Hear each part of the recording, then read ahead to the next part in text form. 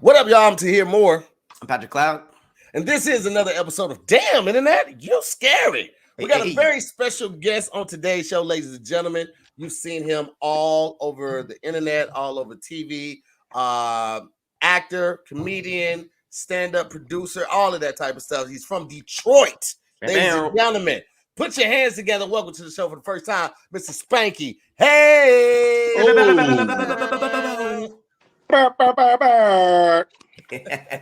You pulled up with the Louis. Is that Louis on the pocket? Well, you know, Come on. I've made money in this profession. You know what I mean? You know, yeah. In this lifetime. In this lifetime. Goddamn. Is that a frog smoking a joint? No, that would make it fake. Oh, it's the hammer thing. That's hard. Thanks, man.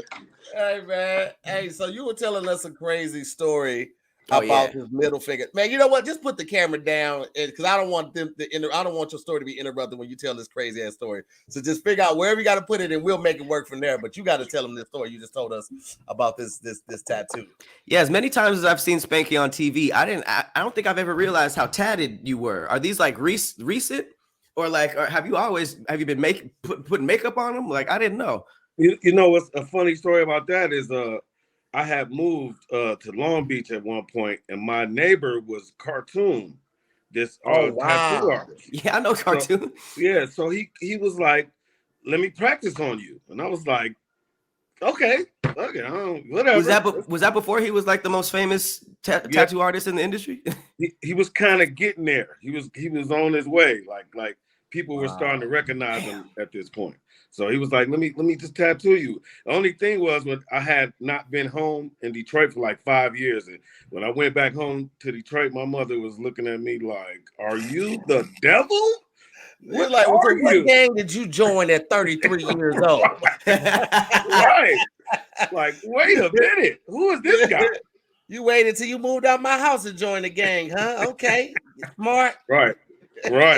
Hey, that's legit though. Being Mr. Cartoon's like practice, right? It's pretty like the girl who practiced tattoos on me did not blow up as an artist. So,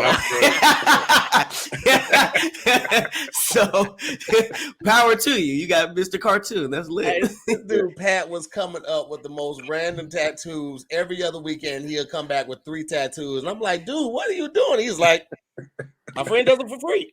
They look like I held them on with a sponge for 3 minutes. Those were the original tats. That's right. In the bazooka gum. The Bazooka Joe bubble gum. That was hard as hell. So show us the finger. Oh, so this is you. Hey, this is crazy. Okay. I'm trying to. There you go. Yeah. So you. Right. So, and then let's keep in mind, people, when I first got this, I didn't have the wrinkled finger. I didn't have the grandfather's finger. So the O drooped a little. Yeah, it did. Over time. The U is, the top of the U is, a little 7-ish in a way. That's a fun tattoo. Man, it hurts when I get it redone. Oh yeah. Finger tattoos hurt. I got one right here that's like a mustache. And wait, let's see if I can do the makeup artist trick right there. It's kind of getting blurred out, but I got the side of the finger hurts right there. Hell yeah! Look, I had got. Well, I was feeling sorry for Nick Cannon. One time he got real sick, and I got his name. Where is it? Oh, there it is. I got his name. God damn it! Oh, darn it! I'm gonna need you to know where it's at, Spank. It's right there. Right there. And I put Nick Cannon right there, and then he didn't pay me my money, so I tried to get. You got it covered. Trying to get it off. He didn't pay me my money.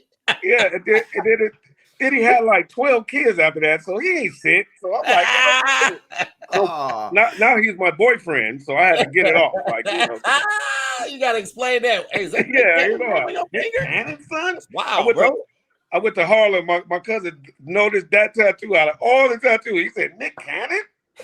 Yeah, man, he was sick, bro. I mean, That'd be a wild cover up, like to go to a tattoo shop and be like, "I'm trying to cover this," and it says Nick Cannon. Dude be like, "That's weird." Hey, he be tagging you the whole time like this. Yeah. How did This you guy. get on Wild 'N Out? What was your intro? What did you audition like? Did you submit a tape? Did you do it in person? What was that? Walk us through that, bro. Now here's it. Oh my God. Here's ratings. Okay, so I was in a group called The Other Level. So to answer your question, I created Wild 'N Out. Okay. I was in a group called The Other Level. Joe Blunt, Howie Bell, Thomas Ward, myself, and Tony Roberts. We were The Other Level. We had a deal in 2000, and that put age on me. But we had a deal in 2000 with Will Smith, and it kind of Nick had a deal with Will Smith, and we had a deal with Will Smith. Mm-hmm. So both our deals fell through. 4 years later, Nick is shooting Roll Bounce, and he flies me to Chicago where they were filming, and he says, "I got a show for you." And I'm like, "Great, man, I'm broke. What's up?" And he's like, "I said, what kind of show is it?" He said, "Well, it's kind of like the show you already do, but it ain't with them. It's you." So I'm like, "So you gonna pay me a lot of money to pay these guys off? Because it's not gonna be cool after a while." So to make a long story short, we were in pre-production. A redhead, pretty lady that worked at MTV fired me right before we were shooting.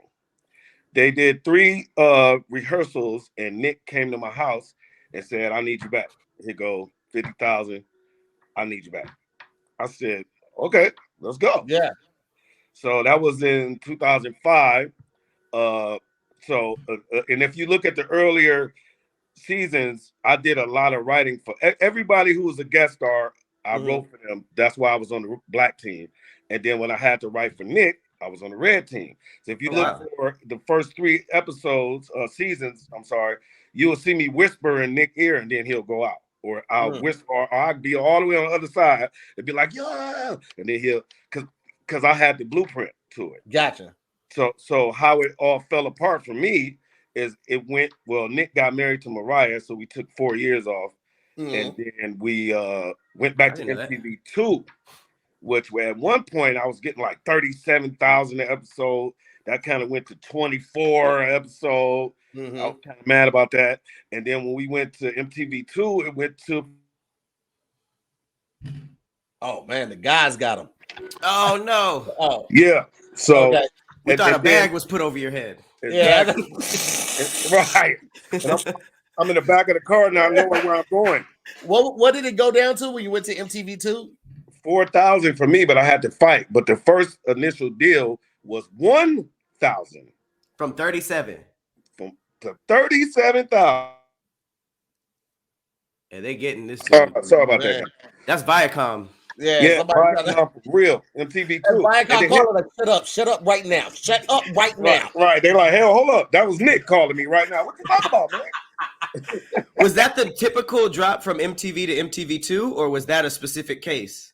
That was at this point they had used Viacom was using Wild 'N Out as a launching vehicle for other networks under Viacom that wasn't so successful as MTV or VH1 was rising at that time. So they were trying to just use it because if you remember, it's been on everything. It's been on VH1, it's been on MTV2, it's been on MTV, it's been on one time we were going to HBO, but that fell through.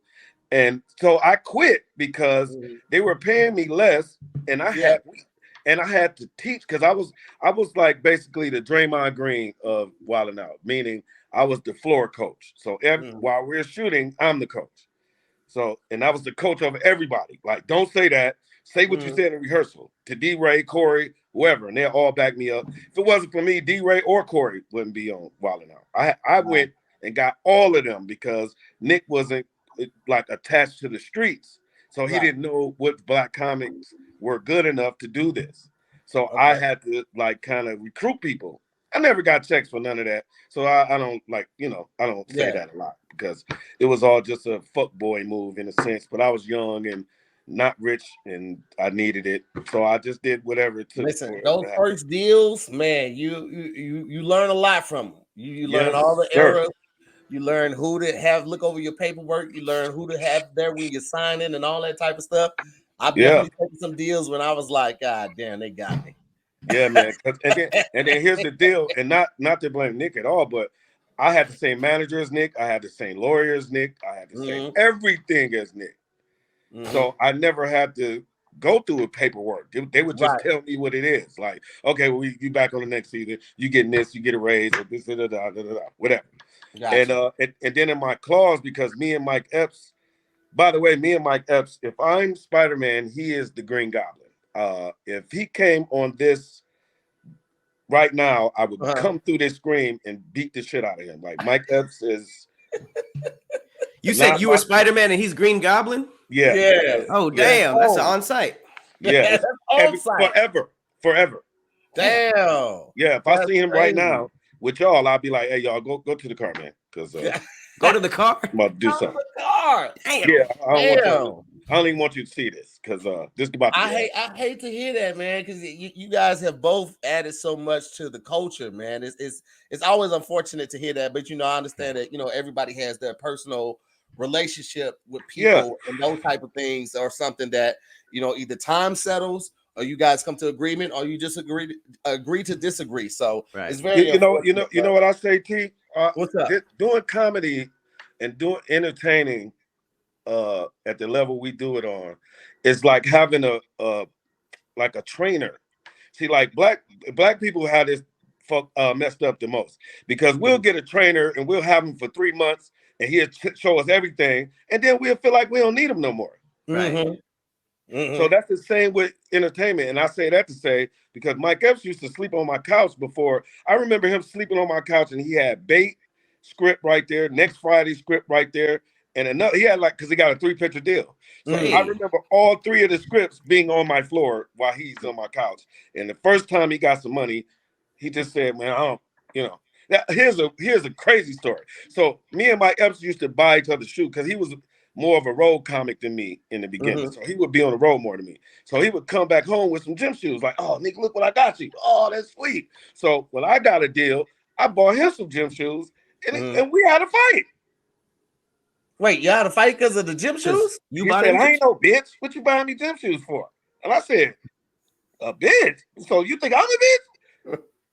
It's on. That's crazy because y'all both from the Midwest. Like, I feel like Midwest people, for the most part, typically get along with all of us, knowing the struggle and the hustle it takes to get out of that Midwest and go to one of the coasts and really get on. You know what I'm saying? Not just for your city, but for your people and all that type of stuff. So you think he didn't like the shoes? Maybe he didn't like the shoes.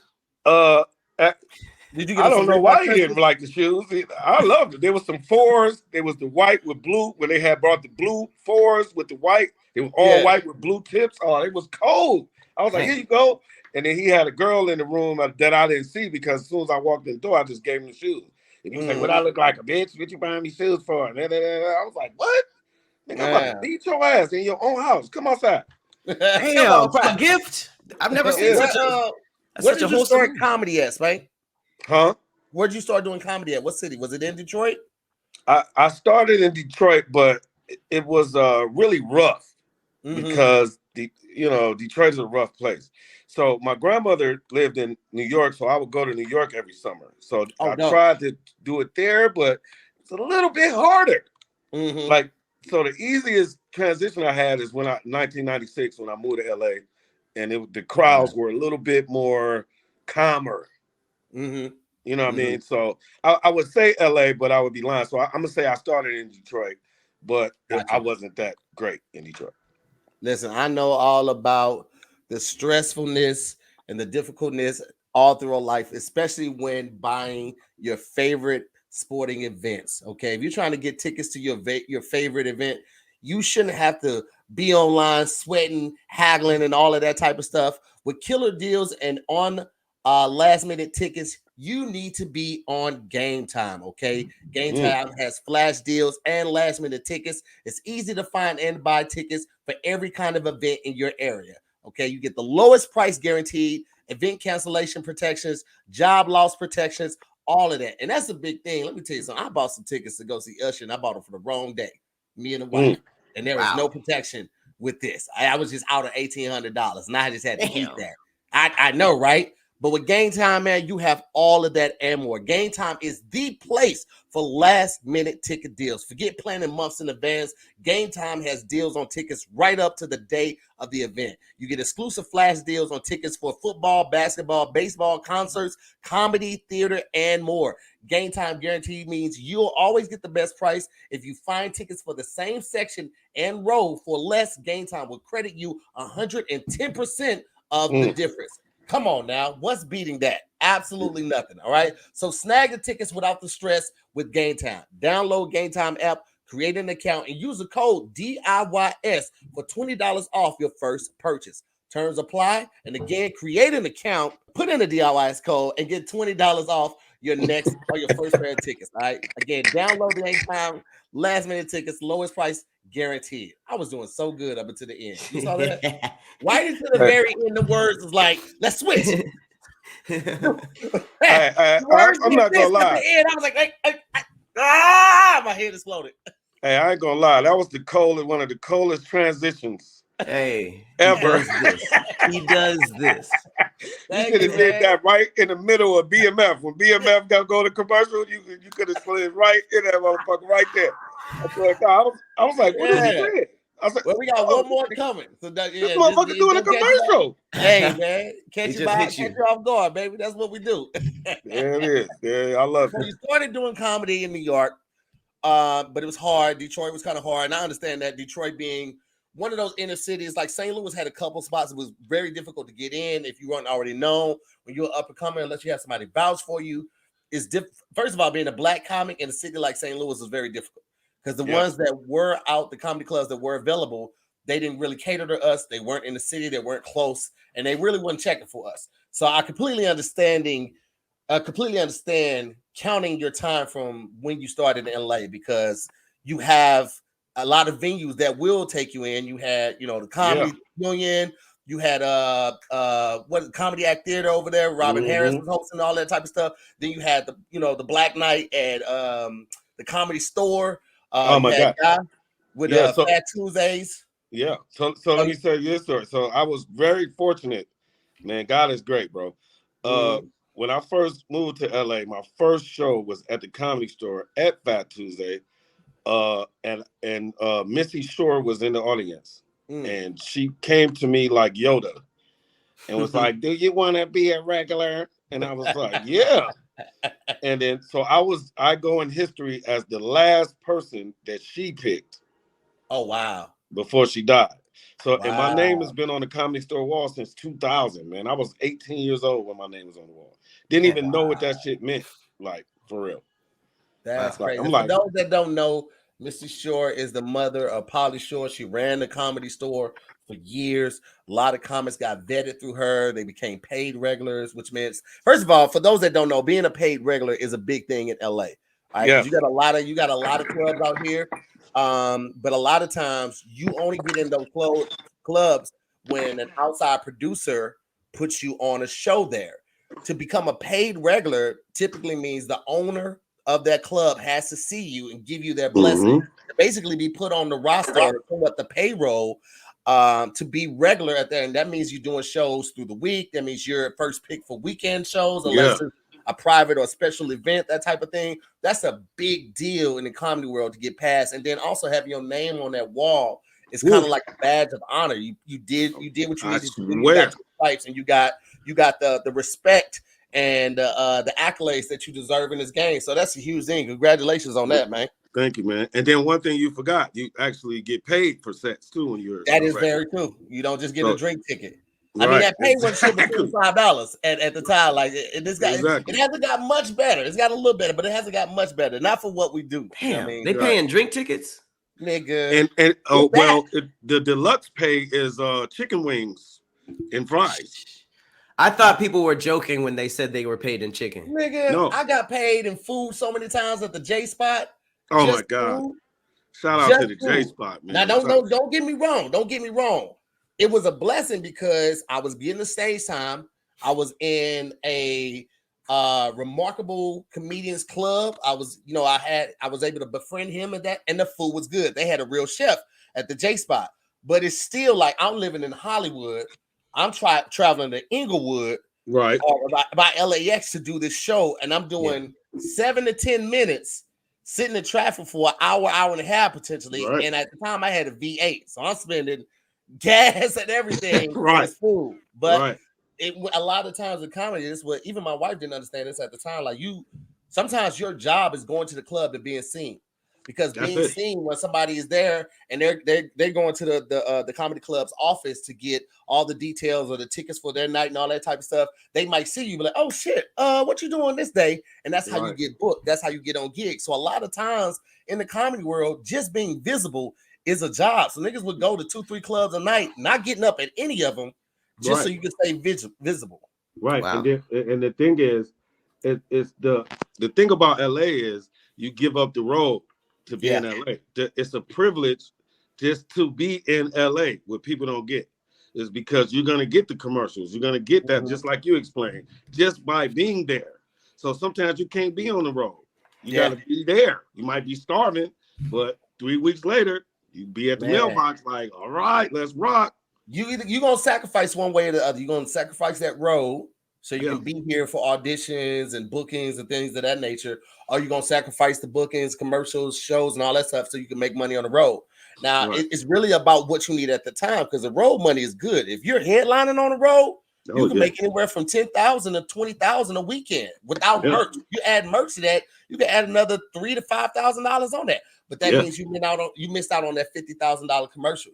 You missed out on that reoccurring role on Insecure or Brooklyn Nine-Nine. You missed out on that guest role on Dope or whatever other show may be out at the time. So it's always a give and take with it, and you just got to figure out what you need at that time, because those roles don't come every week. You might not get one for a couple of months or whatever. So you just got to be able to roll with those punches until they do come through. It's not an easy game, bro. No, and you ever notice this? Whenever you do go on the road and you're in your hotel room, you turn on the TV, why you always see a comedian that you're like, how you get this commercial? Like you never see that in LA, but when you're on the road, you see it. Like, like why did I leave? Like I've seen so many commercials and shows that I've auditioned for. I was telling people about a commercial I auditioned for, and it came on at the Super Bowl. I think I was talking about it on this show or More to the Story. And then like literally a week later, it was the Super Bowl, and it came on. They was like, this is the commercial Tahir was talking about. And they had me audition. I was a self-tape. They had me audition basically the whole commercial. 3 different scenes. I had to film it in here, outside, and then by the car. And basically they had me do the whole commercial just to not pick me. And then somebody else gets it. But that's just the name of the game. Did you know all the words during the commercial? Like, were you mouthing along with them? Oh my God, I did that before. I was like, I made that. I made them say that. I put that in there. So let me say this. Let me give you some game on that. So, and this is what I tell people when they say, man, how you get into business? So when it comes to auditioning, they don't know what they want.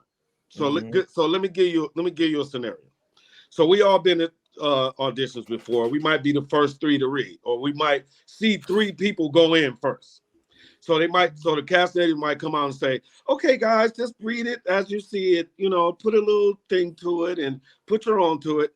After 3 or 4 people come out, she's going to come back out and say, okay, well, let's not read it like that. Let's read it more like this. And let's be more like this. Because they're still trying to figure it out. Yeah. Because they've seen 4 other people do it like that.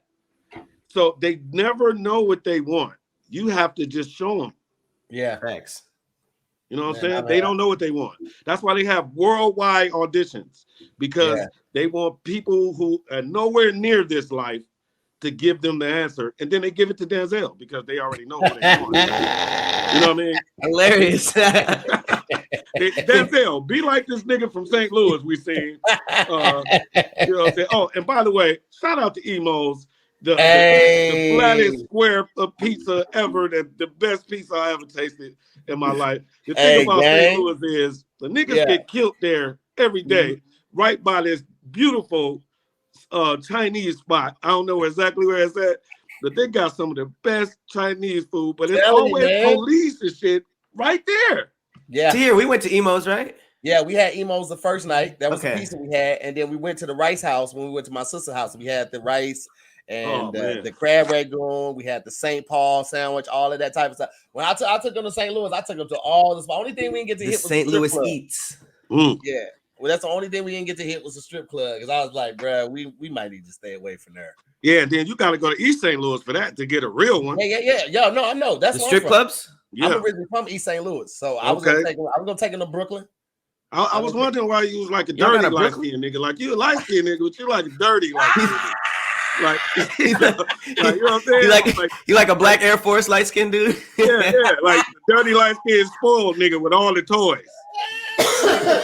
It's the black people nature. When you see an opening, you just like, let me throw this little shot in real quick. As soon as he said that, I was like, oh nigga, but your mustache still loaded. It like it got right here.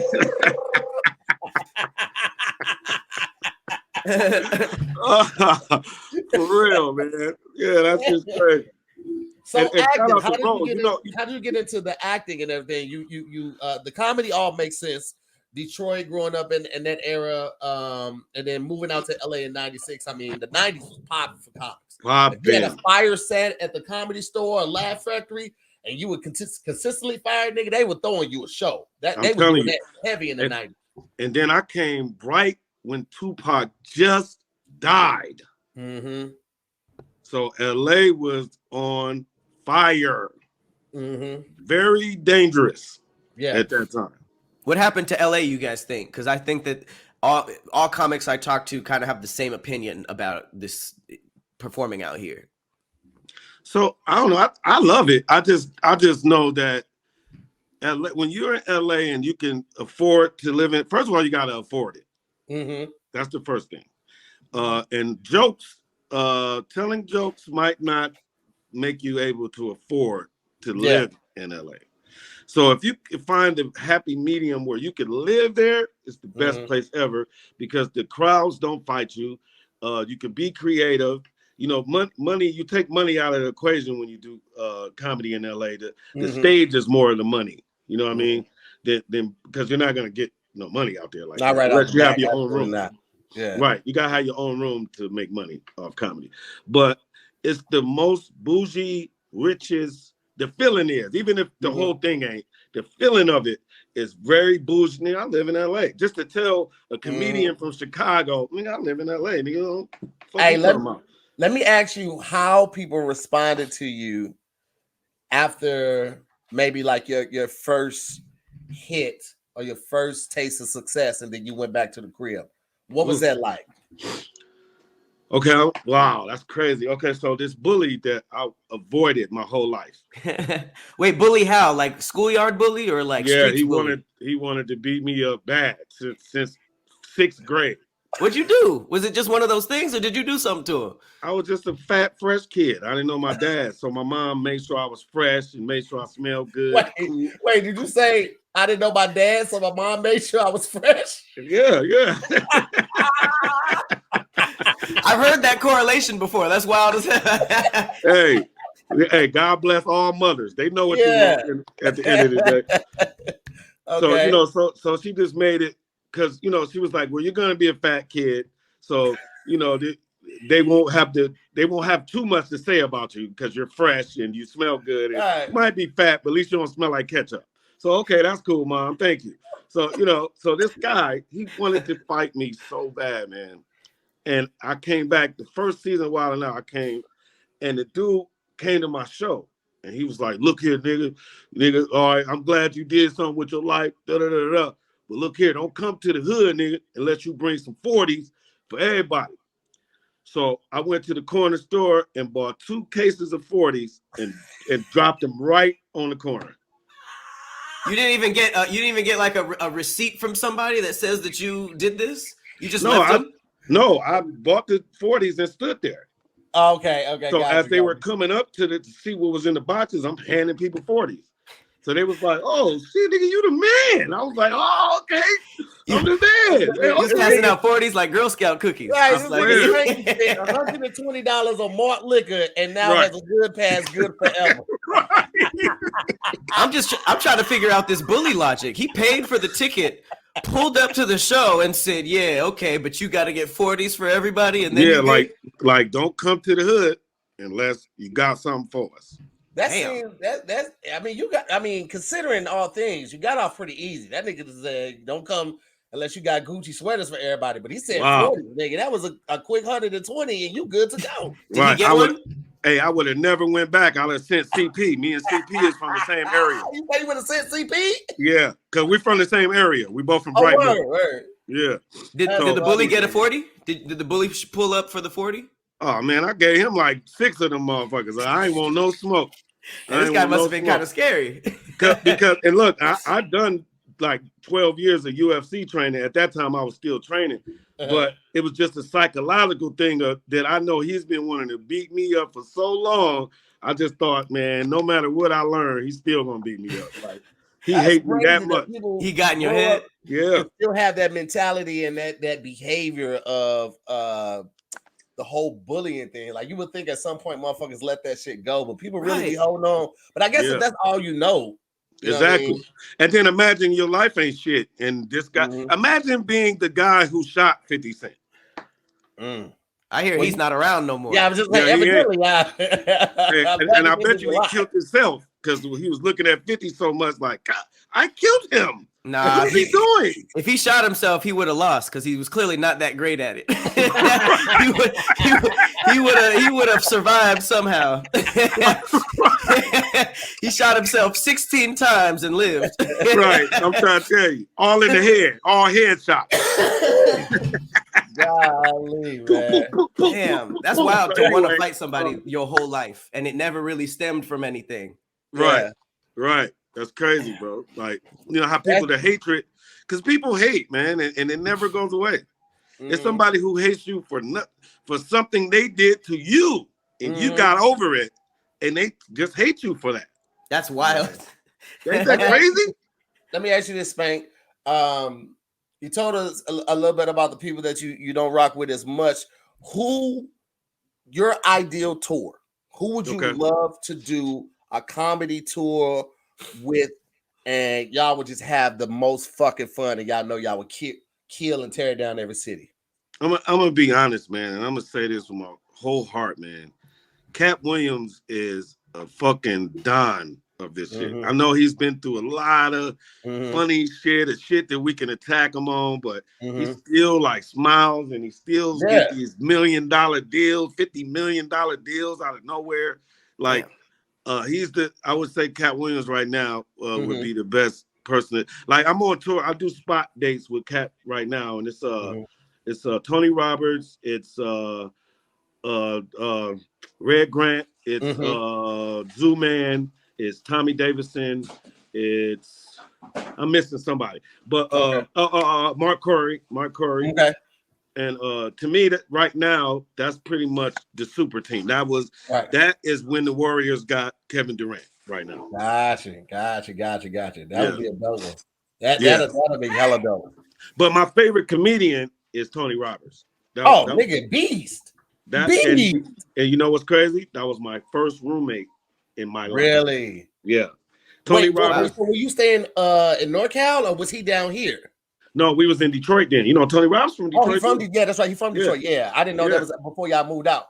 Okay, so Tony Roberts actually went to my mom's house with me and asked her, could I move in that apartment? Wow. So that's how long me and Tony Roberts been knowing each other. Damn. You was a mama's boy for real then. Oh man, for real. I'm still a mama's boy. All my kids look like my mama. I can't escape my mother if I tried.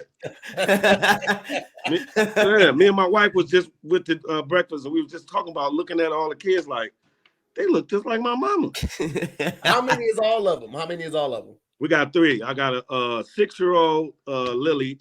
I got a 4-year-old Jedi, and I got a 3-month-old Kobe. Hey, Jedi's a fire name. Fire. And my daughter Jedi uses her name. She must already know what it means because just like she does everything.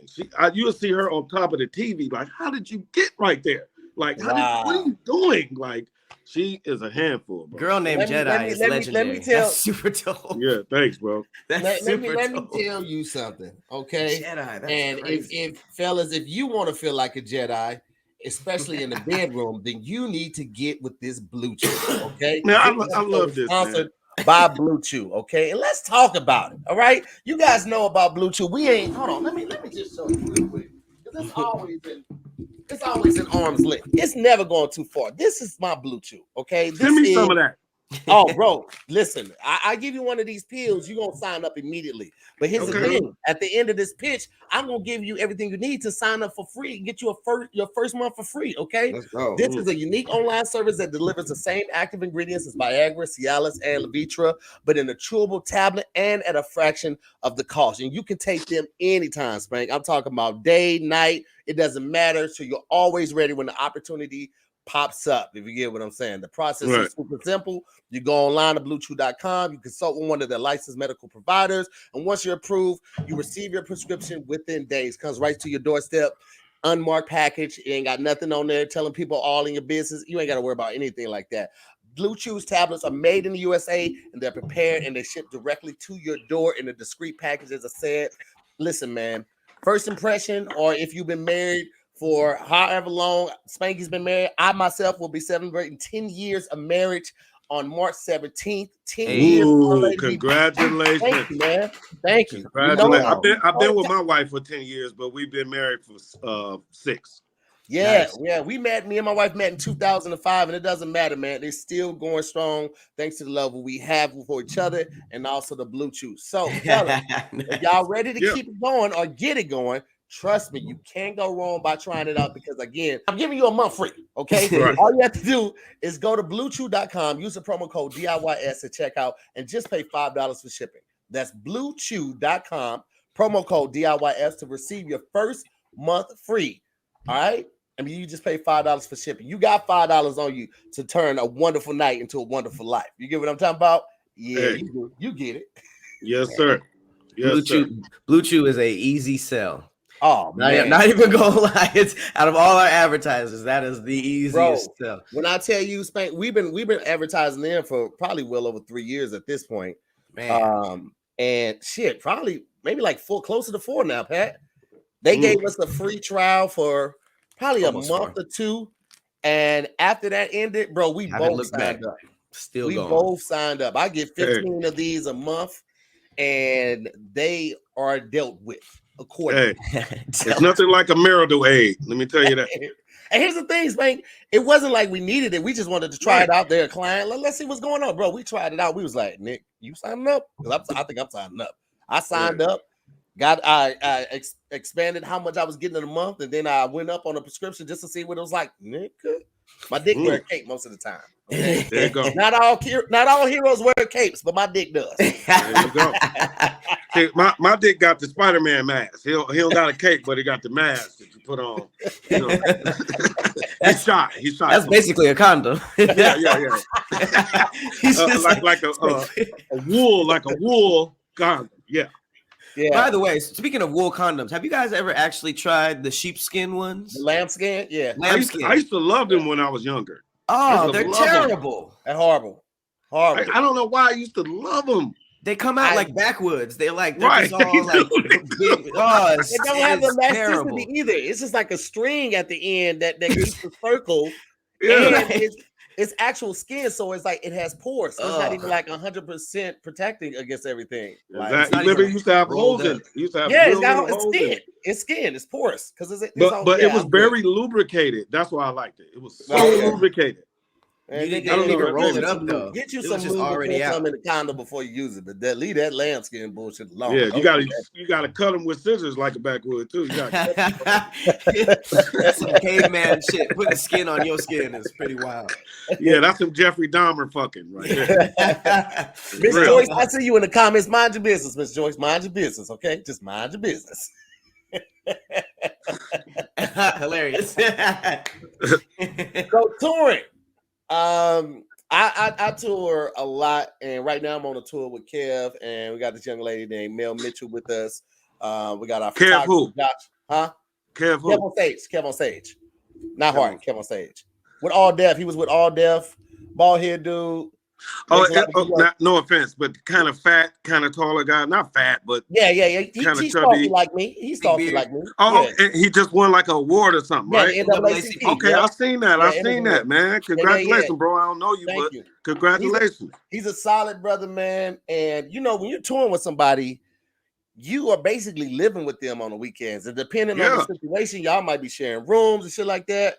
Like, what are some? Give me a horror story, and keep in mind, like this, people are gonna see this. So I don't want, if you're not comfortable saying nothing, or whatever.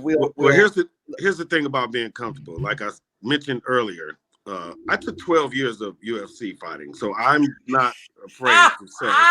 So you're just comfortable about anyone. This, Spank. 12 years. Yeah, if you haven't been trained, it behooves you to leave me the fuck alone. That's hilarious. 12 years, I'm comfortable. Yeah, I'm pretty comfortable. And Rampage Jackson was my trainer. Oh shit. So okay. Damn. All right. I know who that is, but if I didn't, that's Rampage is a name. No. I know Rampage. Black dude. I've seen Rampage, but I'm saying if you haven't heard of him and his name is Rampage, you should still know what it is. And even remember the rapper Rampage? He wasn't scary, but he had a big nose, so that kind of scared people. Strength is in nose, your nose strength. But what was I saying before I said that? The horror story. So I'm gonna say this. It was tons of them, but I think the first one I remember was we doing the Wildin' Out tour, and I hate everybody at this point. I don't want to be on the tour. I'm just broke as hell, so I need this gig. So let me just go do it. And they put me in a room with Shorty, and I couldn't understand a fucking thing he said. I'm gonna look him up. What my name is? Yeah, it's like I know him. Everything he said, I was just imagining a bouncing ball on every word that he said, because I'm like, what the fuck are you talking about? Like, I don't know what you're saying. Hey, so man, you gotta live in Atlanta sometimes to understand the dialect that real Atlanta people speak. Yeah, like, it is. Yeah, it's thick, bro. Bro, let me tell you something. So back to Shorty. He's now. This is way before that incident. He's on the show now. He's having a hard time because people think that he's replacing Cat Williams. So the cast is on his ass.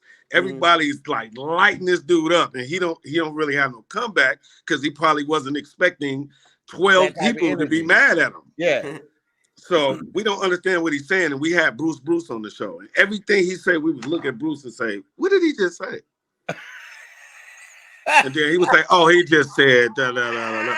So Bruce was the translator, right? So at the end of the show, I took Bruce to Nick Cannon's office. He said, "What's up, Spank?" I said, "Listen, we need to put him on the show because we don't know what Shorty's saying, and he know what he said. So maybe we need a middle or something." We need a middle. Now, don't get me wrong. Shorty, one of my best brothers, man. I love this guy to death. This is my man. So, I say this to him. So he know I'm not like dissing him or nothing. That's my dog. Y'all had so many iconic people on that fucking show. I completely forgot about Shorty, bro. Like, right. And when you said Cat Williams, that jogged my memory about him. Y'all had some of the heavy hitters in comedy. Damn near every heavy hitter in comedy that came after the 90s. In the 90s and after the 90s, y'all had just about everybody on that crazy lineup. Yeah. And then we started in 2005. So we had to go back and grab some people from the late 90s and then bring them. Now, since you said Kevin, I gotta say this to you. The only fight I ever had, just in case you was wondering, only fight I ever had on Wildin' Out is with Kevin Hart. So this is back in the MTV two time. Mm-hmm. I was very upset. I had been Carlos, when my real name is Carlos. Mm-hmm. I had been Carlos for 4 straight years, and I didn't know how to find Spanky at this time. Mm-hmm. I was very real. You know what I'm saying? So Kevin's there. He's dressed like me, looked like me. I hate this guy right now. So he said something weird to me. I just picked him up and slammed him right on the MTV logo. Nigga, Oh, what are you doing? During an episode? I don't give a fuck. Yeah, no, we're cutting. We had to cut because Kevin was complaining to Nick that I was on him because I'm on the other side of him, like grilling him and talking shit to him because I don't like him. So especially at this point, and I don't like him. I'm not saying I don't like Kevin Hart as a person. I don't know him as a person. Right. I know him as the comedian, and me and him are in the same box. In Hollywood, they put you in the one box. You know what I'm saying? T, you in the light skinned chubby nigga box, whoever that is. You might have been the only one in the box. Me and Red Grant. Right. Rio and Red Grant. Thank you for Jesus. Pat, you are in the Marley. You with the Marley son somewhere. Same box. So, but the point is, they put you in a box. I'm in the box with AJ Johnson, Kevin Hart, Scruncho, etc. Yeah. So me and him are the same person. So it seems like we're fighting and battling for this one position. So I learned to not like him. Yeah. So if you think about when Kevin was on the show, I would always go after him and Kat because they were the short people like me. So Kevin was like complaining, like we would be in taping and he'd look back at Nick like, hey man, get this nigga. And then he'd be like, because I'll be all in his face, pointing at him and shit. Man, I'm training at this time. I'm kind of built more than you feeling yourself. Yeah, my chest. You turned into the bully that you didn't like. You turned into that nigga. Take me to jail. But, shame on you, Spanky. So, you know how when you work out, your chest start poking out, you can see your nipples by looking down. You can look because your chest poking out. I'm there, buddy. I am there. I am loving it. I got on medium Wild 'N Out shirts. I am there. Hey, a medium shirt make you feel different. Oh my God. It'll make you feel different, especially when you can fit it, but you still look buff, but not fat. Yeah. Yeah, when it push your titties a little bit, but it still make it look like one chest. Kind of, yeah. So he was talking stuff, man, and I didn't feel him. I had walked past the room and heard how much he was getting, and I wasn't getting nowhere near that. And I was like, oh, I hate this little motherfucker. And he said something to me, and I just grabbed his pants and grabbed the top of his shirt and jumped up in the air with him, and boom! Oh, you did a takedown? A Brazilian jiu-jitsu takedown? Boom! I'm talking about. They had to say, hey, what was that? All the white people ran from the back. I didn't even know it was that many white people looking at us taping it. And so this was live this was shooting. They had to edit it out. We were on commercial break. Yeah, like commercial break. And that's when it happened. But as we were filming, and it was right at the end of the show because we were doing wild style. We were doing wild style. So I'm aggressively wild styling him. And then he said something back to me because I turned my back to him. And I walked because I just didn't like this guy. So I walked back and he said, Spanky, something. And I just went, yeah, and went, boom. Now let me ask you this, Spanky, because we don't make our edits. And I don't want this just to be a wild take or hot take and be taken out of context and not have anything follow up on that. In this moment right now, do you see anything wrong with what you did? No. That's the UFC training. I'm a Marine, bro. I'm not a real Marine, but I'm like a Marine. So wait, what did you get in trouble for that? Like you slammed Kevin Hart on the floor, then what happened? Well, okay, so let me say that nothing because Nick. So I was the guy that Nick had to protect because I'm the golden child. I knew everything. I knew the show. So it would be crazy to get rid of me. Gotcha. Because then Nick would have to think of everything himself. So he wasn't, at that moment, he wasn't trying to do that. He was just trying to make this a cakewalk as easy as it could be. He had just got America's Got Talent and he was doing something else. So this was like his third show at this time. Right. So he was doing two other shows. That nigga was busy. Exactly. Busy. So he couldn't really dive into it. He just kind of said, hey man, don't do that. Keep your hands to yourself, man. Let's just talk about it. Don't do that and keep your hands to yourself is a wild ass response. Hey man, don't do that. Man. Don't be rock bottom, man. Rock bottom Kevin Hart. Don't do that, man. Come on. So I mean, think about it. If Draymond smacks a person on the team, are the Warriors gonna fire Draymond? No, they can't. Something might happen though. Can't win without him. But it's on TV though, so they might have to fine him. Did you have? There was like no consequences. I did get fined. I remember my birthday was 2 days later, and they said that they didn't need me until Monday, so that day had to be Thursday, and my birthday was on a Sunday. So, but I will say this: that's what made Kevin Hart start working out. That'll do it. Right. That'll do it. I ain't getting body slammed later, no more. Listen, after that fight, 6 months later, I'm in the airport and I see Male Fitness magazine and fucking Kevin Hart is on the cover. You said 2 weeks? 2 weeks later? No, like 4, 5, 6 months later. Oh, okay. So he was already kind of like this was in like he was already Kevin Hart at this. Yeah. At this point. Yeah, he was definitely Kevin Hart by then. Wow. He was because Kevin Hart would go. Kevin Hart started Wildin' Out with us. A lot of people don't remember him because he's so big, but he was in the first episodes of Wildin' Out. No, for sure.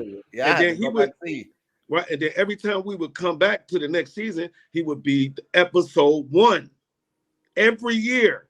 Damn. So season 2, episode 1, Kevin Hart. Season 3, episode 1, Kevin Hart. Same thing. Now here's another Wildin' Out fun fact. Back to Mike Epps. If you look at it, me and Mike Epps were never on a Wildin' Out episode ever. In Wildin' Out history, me and Mike Epps were never on the same team. This is a long-lasting beef then. This goes back, huh? This goes way back. Way back. Would y'all ever squash it? No. Damn. He did UFC for 12 years. Yeah, I'm ready to show them something, and they won't let me. So wait, Spank, you had a bully at one point, and then you started training 12 UFC, and then now you set up, but then you bullied Kevin Hart, and then he started working out. Right. So the cycle kind of continues. At some point, Kevin Hart's gonna make a nigga start working out in comedy. There you go. There you go. And for the record, and not to be violent or negative, I will definitely spar with them at any time if they want to get something off their chest. And Lil Duval can join. He can be in the line too. Oh, you got a whole laundry list. Man, you got a hit list, bro. I got a hit list. That's why he's in the gym. He's like he got different comedians on the punching bag. Yeah, and really, I really want to beat up the bully that scared me forever. So, you know, when I fight them, when I look at them, I see his face. I just say, I feel like you're projecting. I feel like this one makes sense. These niggas ain't got nothing to do with it. This one makes sense. Yeah. Exactly. but no, I'm very matured since then, man. I got family and a wife, and my wife and my kids can't live without me. So, bro, kids will slow you down in a good way, bro. All that especially girls. Oh wow, you know, and so I'm a whole different person now. But at the same time, I have a memory. You still with the sis. I get it. I still remember when you did what. You don't lose it. You just choose when to use it. Exactly. Oh, exactly. God damn, I'm on fire today, bitch. Yeah, your metaphoric formation is out cold right now. the wrong nigga gonna say something to Spanky, and they gonna end up in a figure 4 leg lock. I tell you. They gonna end up in a triangle hold. Here's the worst part. Niggas can't tap out in a street fight. Niggas, they can't. Never. What that mean? What that mean? Ain't no tapping out, bitch. Hey, if you push the tapping and the nigga say, "What that mean?" But he tackling you. If a nigga say, if you try to tap out and nigga say, "What that mean?" Oh, it's over. It's over for you. Going to his pocket, pulling out money. He's like, here, take this. Hey guys, and here's the thing. That's what I really. This is what made me come back to comedy because I took 6 years off, and it was because I had this. I'll say this as quick as I can. I had developed a type. So what I mean was, it was this. What was the name of this movie? And when I seen it, I was glad that I didn't get the part. It was a lottery ticket. That's what it was. It was lottery ticket with Bow Wow, right? Right. Yeah. And Mike Epps and Brandon T. Jackson. So in the script, it had you know, the character breakdown, and it was for the guy who was the bully in that movie, who was taking the lottery tickets and beating up Bow Wow. Yeah. So in the description, it had short, this, that, a Spanky Hayes type, right? So hey, go back. Sorry, It said Dad. it wrote that. It said that Spanky Hayes type. Says, bro, in it the says breakdown. that in breakdowns and auditions all the time. In the Instead of breakdown. going with the person, they'll say such and such like. I've seen that on auditions that I've got. That's Come wild. on. So I go to the audition 8 times. I rock this shit 8 times. Front of Ice Cube, front of Ice Cube's son, front of Ice Cube wife. Is the other dude that's real recognizable? Or Stan, the dude who plays Stan in Friday. He's a producer also. I didn't know that until this right. Stanley? So, Stanley. He is a producer. He helps Ice Cube produce stuff.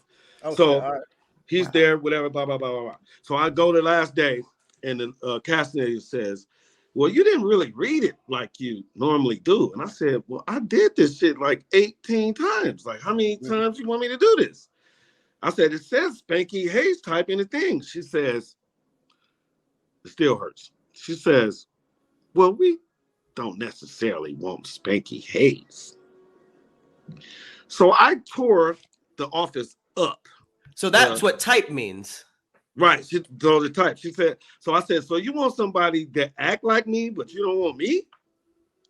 So I thought about it for a second, and then I just decided to knock over all the pictures on the wall. Oh, shit. And I decided to kick the Apple house computer over. That back in the day when they had the big Apple in the back and the fluorescent mouses. Yeah, I remember all that. And this is what I remember most about all of that. When I walked out of the office, I seen the Destiny Child girl that's an actress now. She was in the first Destiny Child run, but she's an actress now. Kelly? Not Kelly, right? Not Kelly, the light-skinned one. Damn, I can't think of Michelle? her name. Not Michelle. Oh, you're talking about the other two. The first two. Something like that? The first two. Francis. Not I can't think of her name. She was in Francis. You said Francis. He was like, not Francis, the other one. Right. She was in that Tupac and Biggie unsolved thing, and she was Suge Knight's wife. Remember when the police got shot by the white police, and the police went to go talk to the wife? Latoya. They're saying it in the comments. Thank you, guys. When I walked out of that office, Latoya was sitting there looking like who, because she was looking at the door like, who's about to come out of here? And when I came out, she kind of looked at me like, okay. I said, hey, I love your shit, man. Thank you. I just gave her like a compliment. Like, hey, I love your shit, man. And walked out. And that was part of me retiring because I'm thinking, how bad does Lil Wayne? I mean, okay, compliments are always great, I guess. Right. If you're in that stage of your life to accept the compliment. So think about how Lil Wayne looks at Lil Uzi Vert. And think about how Lil Wayne look at Young Thug. And think about how Lil Wayne looked at the last 30 rappers that came out the last 7 years. I mean, I guess it's flattering, but nigga, I'm alive. I can see you being like me. Wow. So it's like, come on. Like, and what's dangerous now, somehow I developed this Kobe Bryant eye that's smaller than this eye. That kind of makes me feel a little dangerous. I didn't know that was a Kobe thing. I think I have that. Yeah, that Kobe eye. That's when he became the Mamba. People started noticing that one eye was littler than the other one. Nigga, all the stories you have told us have confirmed that you're a little dangerous. And also, you might need to check out my therapist, man. It's a black lady. She's with the shits right now. Therapy is great, man. I understand that rage initially, but like you've already said, you know, with the kids, like that at this point in your life, it slows you down from doing a lot of that. Oh yeah. Because you allowed me to be able to come back to comedy. Yeah, because I didn't like it anymore because I wasn't celebrated. I was celebrated but they would celebrate their win, which is really my win, but they would do it in front of me. So I'm like, what? What is this? And then, you know, in show business, you can't kill nobody. So it's like, I can't kill all you motherfuckers. So it's like, oh goddamn, that was an option. yeah, sort of. You know, when you were just like, well, I can't kill everybody, so I'm just gonna probably do something bad to one of them. But and all of that comes from, like you said, T, rage. It's rage. I was raised. I was broke. I was. Everybody was telling me how great I was, but I was fucking. They was saying, man, you're so great. Good. Can you buy me a sandwich, motherfucker? Yeah. I hate. No, Can you give me a ride down La Cienega, please? You know, that feeling of being seen but not recognized for your greatness, and it is a frustrating thing to go through and be in that moment. But that's when and this is just in my opinion, because I felt that before. That's when I've had to remind myself of why I'm doing it. If I'm doing it just for the accolades of my peers and stuff like that, that's cool. But if I'm doing it for the fans, then that's something completely different.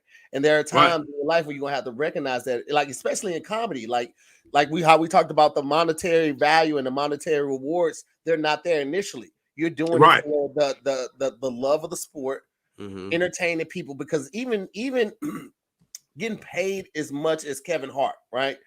There's still no amount of money that equates to that feeling you get when you are destroyed. When you get in that groove and it feels like an out-of-body experience. And does he ever destroy? Like you see yourself on stage killing it, and you have that moment like, nigga, I am fucking doing it. There's no amount of money that can equate to that feeling. That is just a joy that you get from your sport. And then often in those times where you feel like you're being seen but not recognized for your greatness, that's when you have to remind yourself of that shit, because you have to stay true to you and why you started doing that shit. And that's what holds you and keeps you grounded in those difficult times and in those times of adversity. Because adversity, excuse me. Adversity. I know what you meant. Yeah, because it makes a difference, man. And you won't always get all your flowers when you feel like they are due. Exactly. But people who are true fans of you and appreciate what you've added to the craft will always remember what you did. You know what I'm saying? That's very true. Who love wilding out. It's the same way with the people that watch Roast Me and Great Taste and all that type of stuff. Yeah. When they become fans, they go back and watch the whole catalog from beginning to end because they're invested in that show. They're invested in the longevity of it and the success of it. And then they get invested in the characters in it or the people that partake in it. So you will always be remembered and revered for what you did. You don't need the accolades from your peers, because in reality, your peers aren't necessarily the ones who are going to be at your shows anyway. That's true. Them niggas know you. So they're going to walk up to the door like, y'all with Spanky. Your supporter and your tribe, those are the ones that are going to come buy tickets, sit down and watch you perform, buy your merch, support you in the next city, tell their people how much fun they had at your show and they should go check you out. That's when you have to remind yourself of what you're doing it for. Because a lot of times your peers won't be the ones to celebrate you in a way that you feel like you should be. It's going to be people that been with you and they rock with you and they enjoy your talent, man. So just, if I can give you that little note, man, because you are brilliant. You're an amazing entertainer and talent. The world needs more of you. You know what I'm saying? I wish you nothing but success and peace going forward, man. Because, Thank you. You know, I believe that you really mean that, because the way your hand was balled up when you said, "Oh, nigga," because I know it. Yes, I know it, and it's all in the hand gesture. But it's still ringing true to me, because we all perfect in the eyes of God. We all fall short of glory. So even though I'm saying it to you, I'm still hearing it myself and reminding myself, because there are many more days when I'm going to experience the same shit, and I'm gonna have to circle back to this conversation and remind myself of why I'm doing it, bro. So and let me say this, and then in you guys' era, it seems to be, as I'm out looking at y'all, not being in the game, but looking at y'all play, it seems to be a little bit more fun than when I was playing. Yeah, and I'm gonna tell you why. Because so fame. Let's work on this word fame. Fame in my era was the richness. Like it wasn't no money. You're not getting a deal. You're not getting that. You're not gonna get this. But you're gonna be famous. So what's fame? So I had to be famous and be famous for so long and still broke to understand that fame wasn't shit. Nah. Now, in this era, it's almost like fame is the first step. Mm. So like what we fought 10 years, 7 years to get funny, that's kind of cut out now. Yeah. Either you're appealing to be famous. Now it's more about appeal versus skill on stage. Yeah. I mean, Yeah. this is just my opinion. This is my opinion. Well, go ahead. Go ahead. No, go ahead, Pat. I just did my rant. Go. I was just gonna say that you're right about that, because I feel like in this era, the early stages, which is probably a lot what you guys heard too, was that, you know, the biggest scam is they pay you in experience or they pay you in followers, and it's just like, oh, we can't pay you, but you'll get the exposure, you'll get the this and that, except for the payments. And a lot of people do accept that as currency because of the need for fame and for followers and stuff. And there is an argument to be said that can lead to something else, but that is more than likely a scam. That's just kind of like, you know. I mean, I would say 8 out of 10 times in that scenario you just put, Pat, it was nothing at the end of that race. Mm-hmm. It was just that they were famed for that one period, and then you get mad at that, so you don't follow up. So now you're not even famous no more for that particular thing. Outside of like the internet, it's like a girlfriend and social media that really help people elevate and expand their brand and their name to all corners of the world. It was also the switch of mindset. You know, back when you were coming up, Spanky, it was very much a solo race, not a marathon, a solo race. I got to hurry up and get famous. I got to hurry up and pop and all that type of stuff.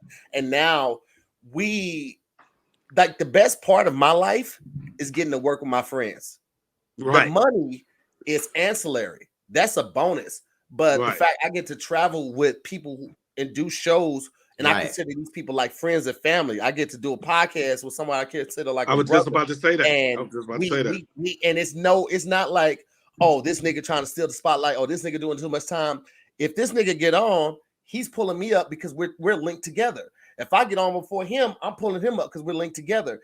And you start looking at it as like a conglomerate in a business, and we're moving together, not like one person gets on and leave the group. Mm-hmm. It's we don't look at it as the same type of solo race. So it's very helpful in that sense too. Right. It's like basketball. It's like the era of Michael Jordan. It was only Michael Jordan. That's when before that it was teams. But then when Michael Jordan came out, it became a singular player. Which led to Kobe. You know what I'm saying? Yeah. A singular, nobody cared about a team. It was more, I'm the man. Me. Player, yeah. Right. So now it's more back to team, like the Warriors, or like I'm a big Warrior fan. So, you know, it's more like the Warriors, because now they're a team and you got to be scared of 4 shooters, 5 shooters on the same floor. Right. Where in my era, it was, you only had to be scared of the one player. Like double team him. Let somebody else be. It's like that it's like that in a lot of things, because I think that the gatekeepers are losing power. You know, earlier there was a handful of gatekeepers, and they felt like, okay, since I make the decisions, I let less people through. And now it's like that lane is open, so there's way more collaboration. There's way more. I feel like it's not so much like that box you were talking about earlier, even though that's still very much a thing. But now it's like those boxes, people are starting to work with each other as opposed to against each other. Even like when you said like Lil Wayne talking about all these new rappers, he was kind of like the last of that era, because there are interviews of rappers saying that Lil Wayne didn't mess with them because he's like, why would I mess with you? You're copying my whole thing. Exactly. But now it's like a lot of these people are kind of like letting go of that and working together, even if the other one bit off of them, you know, because they know that it's still because originality was lost in probably 2005. So it's not too much originality anymore. It's literally TikTok is literally, to me, TikTok, Instagram, things of that nature were made for regular people, to be us in 30 seconds. And that's why you can just completely rip off somebody's sound, joke, or whatever, and it's not even a big deal, because they're just like, no, I'm just doing it, and they don't really understand the art of making that in the first place. Exactly. They don't even know who voice that is. They doing over. They mimicking. They don't even know the voice. You know what I'm saying? So it's like it's just like it's just cheaper. I mean, I don't want to say nothing disrespectful, but it's a little cheaper than it was. You know what I'm saying? It was more rich because you actually had, it was like being in a fraternity. You had to do whatever you had to do to cross those sands or whatever you had to do to get in this fraternity. Now it's like you said, like you guys are already in a fraternity and y'all pulling me back into a fraternity right now by even just doing this. And then let me give y'all a piece of cake because like you said earlier, the gatekeepers are losing their power. And I want y'all to know it's because of guys like y'all that they are losing their power. Because y'all are in the streets still. I mean, you know, I don't know y'all personally, talk to y'all every day, but I'm saying y'all in the streets enough to know who's in the streets doing what they're doing. They don't know that. They got to hire somebody to go to the club to say, what are they drinking now? Or what do they do now? Or how do they throw the money in the air or do they just give it to the stripper? Like they don't know. You know what I'm saying? And that's good that y'all keeping y'all middle because that 5, 6, 7 platform is the greatest. Yeah. Because when you're at 8, 9, 10, they expect too much from you. When you're at 0, 1, 2, 3, they don't know it. They don't know enough about you. It's hard to get in. Yeah, because you're only at 3. It's good. When you're at 5, 6, 7, that means you seen some shit and you heard some shit. Because you wouldn't be right there unless you hearing shit from up there and you already done what you already did this down. Facts. Yeah. You feel me? So that I see y'all there. Take the numbers out. Take the numbers out. Facts. But I see y'all right there where you guys could make a change and bring real entertainment to, and because Hollywood is all a game, and it's, if you're not playing the game, you gotta suck somebody's dick. You gotta let a big white fat stomach guy touch your shoulder while he's talking to you. Shit. You know what I'm saying? Like you know, it's just things that you have to get used to do this. You know what I'm saying? So I think that I want to congratulate y'all, man, because I'm a big fan. My whole family is big fans of y'all, man. Like that's why I approached y'all. Like, man, I'm gonna fuck with these guys, dude, because I appreciate I see y'all all the time, man. Like, you know, we watch Roast Me, and then Roast Me, man. I want to say this about Roast Me, man. God bless that show, man, because I used to wonder what the fuck is Blue Capone gonna ever surface on. I used to really be worried about him, man. Really worried about Blue Capone, bro. That's my dog. Blue Capone used to come to the Comedy Store and sit in the audience and watch me. Wow. So, you know, and when he decided to do comedy, he came to me for advice. So I said, man, just keep, and he would always just cap on people. Yeah. So like a professional comedian would tell an upcoming comedian, don't cap and don't roast. That's not comedy. That will never work. Blue Capone is the exception to that. Yeah. He just became a force, and it was, and I feel you on that. Like I look at how funny he is, and I'm just like, man, like you had to emerge somewhere. It was gonna happen, you know what I mean? Like it was gonna happen at some point. So I appreciate you saying that, man. Yeah, man. I even told Cat Williams that before. I said he was, because I made Cat Williams watch it. And I said, man, look at this show, man. It's a new show that's on. And he was like, I don't want to see other comedians. And I was like, but look, there's Blue Capone. And he was like, oh, Blue Capone. even he was happy. Like, oh, that's pretty cool. Okay, Blue Capone. All right. Shout out to Boo, man. Appreciate him, bro. And appreciate you for stopping by, man. We got to get ready and roll up out of here. But before we do, man, please let the people know where they can find you. If you got anything coming out, where they can check that out. And anything to look out for on the horizon as well, brother. Okay, so I'm very excited to announce that I am in a big movie, maybe the biggest movie I've ever been in, called Back on the Strip. It has Wesley Snipes and Tiffany Haddish and people of that nature. Directed by Chris Spencer. I'm so happy to be in this film, man, and to be retired and to come right back. And the first thing you do out of retirement is a film with fucking Wesley Snipes. Lit. Come on. Crazy, like, bro. Okay, thank God. I have Instagram, official Spanky Hayes. I'm not really into followers. I don't really want you to follow me. Why not? Follow him. Follow him. Wild, bro. You know, I'm a little bit before that, so I'm like, whatever. But yeah, and then hopefully I'm gonna be working with y'all guys more, man. I'm really eager to do that, man. Y'all the movers and shakers, and I gotta be down. Every good team needs a veteran who's won before.